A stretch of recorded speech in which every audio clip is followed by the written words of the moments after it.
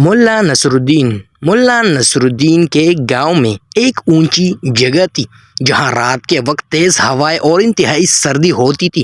ملا کے دوستوں نے ملا نصرالدین سے کہا، ملا، اگر آپ رات کو اس پہاڑی پر آ کے استعمال کے بغیر ٹھہر سکتے ہیں تو ہم آپ کو ایک سونے کا سکہ دیں گے، بصورت دیگر آپ ہم سب کو ایک دن کا کھانا کھلانا پڑے گا۔ ملا نصرالدین نے حامی بھر لی۔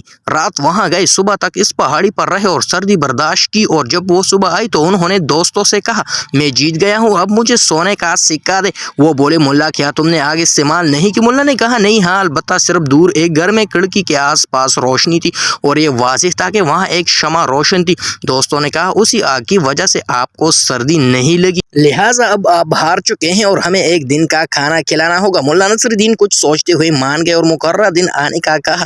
دوست ان کے گھر آئے لیکن کھانے کا کوئی انتظام نہیں تھا۔ انہوں نے کہا، ملا، ایسا لگتا ہے کہ کھانا نہیں ہے۔ ملا نے کہا، نہیں، ایسا نہیں ہے، کھانا صرف ابھی تک تیار نہیں ہوا ہے۔ 2-3 گھنٹے کے بعد دوستوں نے پھر پوچھا۔ ملا نے کہا، ابھی تک پانی اتنا نہیں ابلا کہ میں اس میں چاول ڈال سکوں۔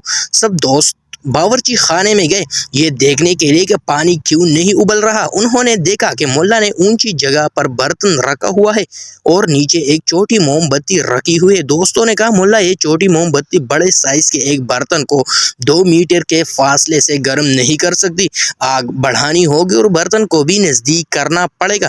ملا نصرالدین نے کہا، یہ کچھ فاصلے پر رکھی موم بتی پانی کو گرم نہیں کر رہی تو پھر اس دن بہت دور پڑی شمع مجھے سردی سے کیسے بچا سکتی تھی؟ جب تک پانی ابل نہ جائے اور کھانا تیار نہ ہو کوئی گھر نہیں جائے گا، سب کھانے کا انتظار کریں گے۔